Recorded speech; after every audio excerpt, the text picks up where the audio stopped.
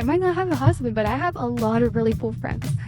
Sliding in the DMs is an art, but it's more simple than you think. I have been on my little DM rampages, especially when I've been cheated on or broken up by these late exes. I've been like, okay, so I'm gonna get you with your favorite athlete, I'm gonna get with your favorite rapper, I'm gonna talk to this person, talk to that person, and like my technique has always worked and never let me down.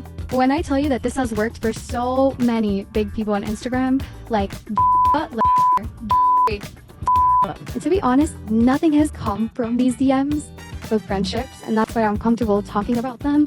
Like, I had our thing for a couple months, but then we just decided to be friends. So, and we're good friends with that. But I truly don't think that there hasn't been like one person that I've DM'd on Instagram that this just hasn't worked, and I'm gonna tell you why. So first of all, what I do takes courage, it takes balls, and it cuts the time so much on like the BS, because obviously they have so many DMs from so many people, so it's like you need to do something different to stand out.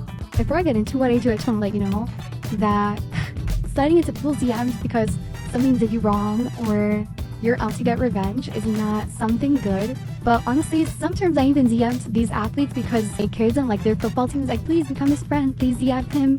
I literally just send them my number. I don't say hello, I don't say how are you doing, I don't say what's up, I don't like their stories, I don't even follow them. I just send them my number. You have to understand the men, they're hunters, right? Like they have animalistic mammal tendencies. Think of a tiger or a lion.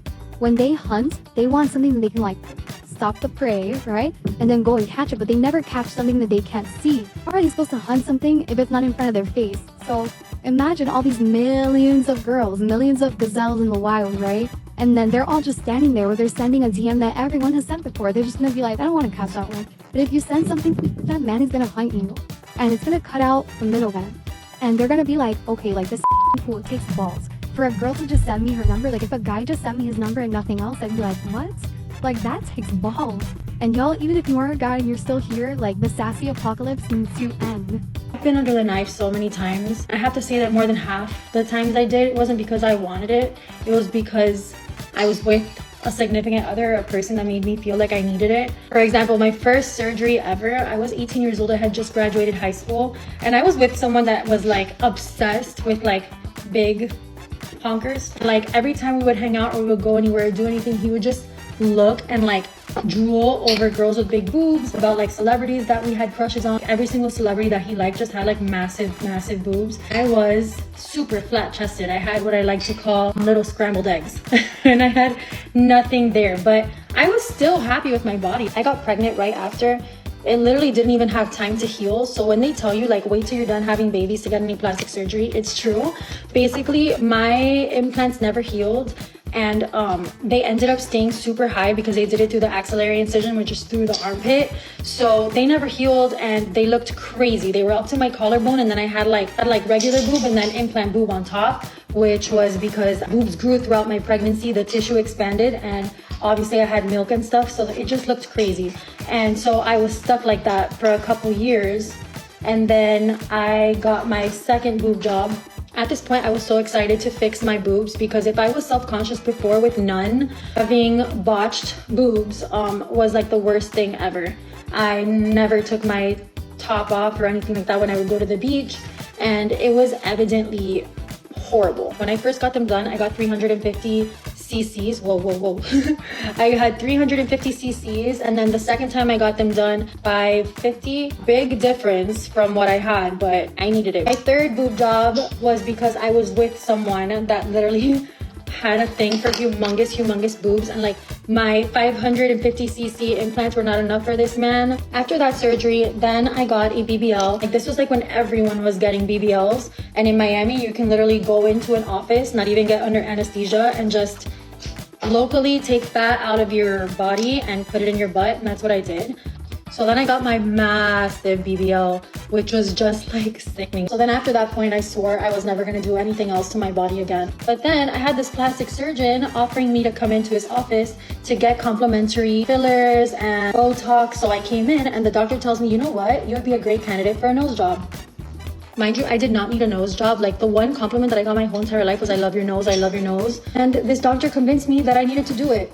So I ended up getting my nose done, and it was the worst decision I ever made in my life because my nose was so cute before and now it's severely crooked.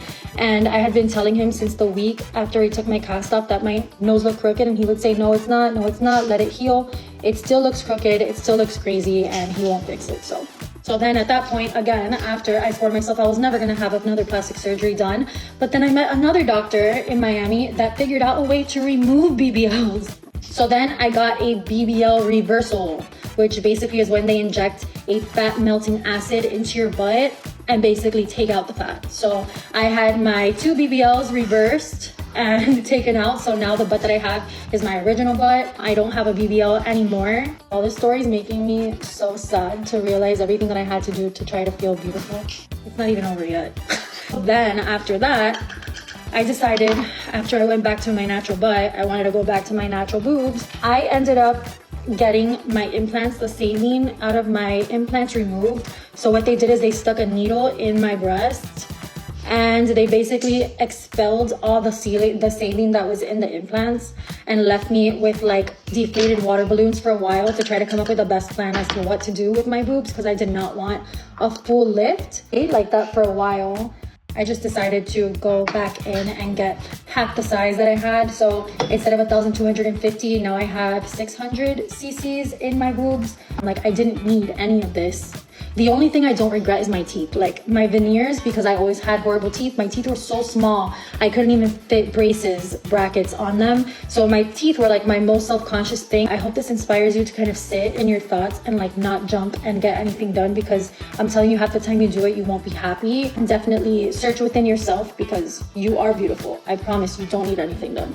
So yeah, I think, this woman, she's just basically reflecting like what it's like to have the confidence of doing stuff. I think nowadays as well, like, women lack so much confidence because they compare themselves so much to other women. And like this woman here, like, she literally was the perfect example of when she said, oh, my partner at the time just loved big boobs, so I went and got a boob job. And I'm like, why would you change your body for a man? Like, I will never understand it. And I think if any man wants you to change yourself, they're not for you, and they're not great, and they're not a kind human. Thanks for watching StoryTrender. Don't forget to like and follow.